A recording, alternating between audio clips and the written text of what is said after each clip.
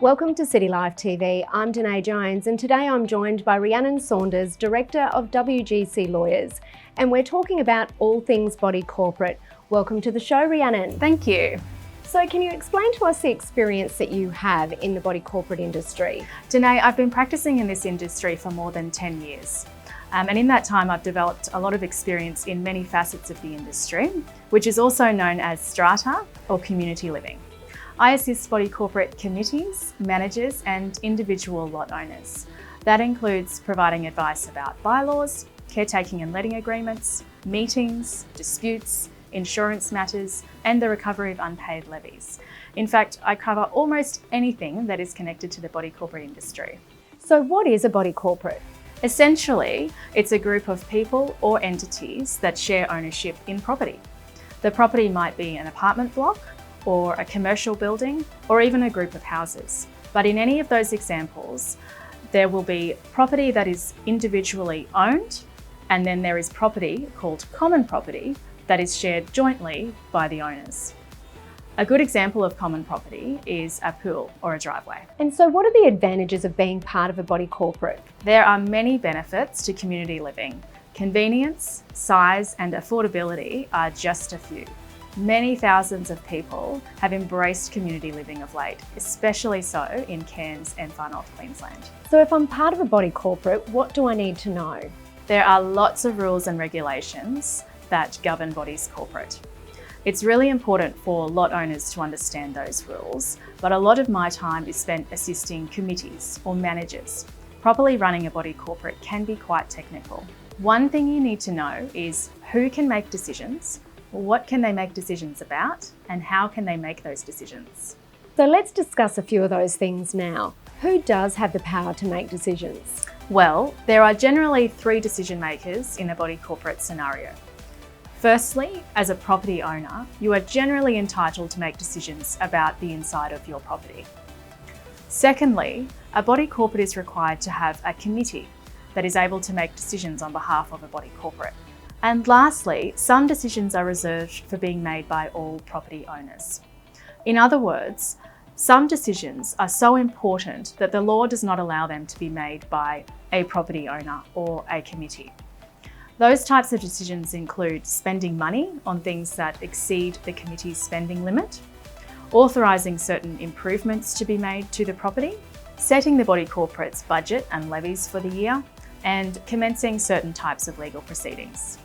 So how are decisions made in those situations? Well, the law requires that there be meetings to make particular decisions. And there are rules about recording decisions that are made and also distributing minutes of meetings where decisions are made. Some decisions can be made by majority vote, others require what is called a special resolution, and some actually require a resolution without dissent. That is, there can be no votes. It's really important that those requirements are met.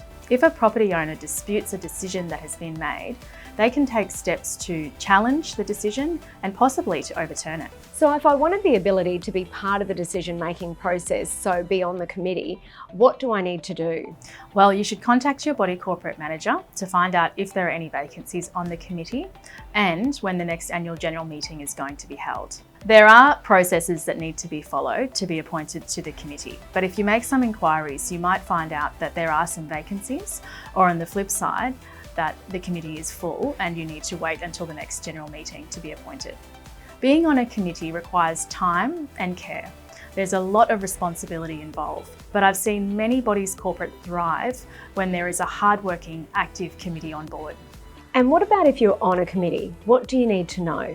If you're on a committee, you're required to have a commitment to understanding the legislation that governs bodies corporate.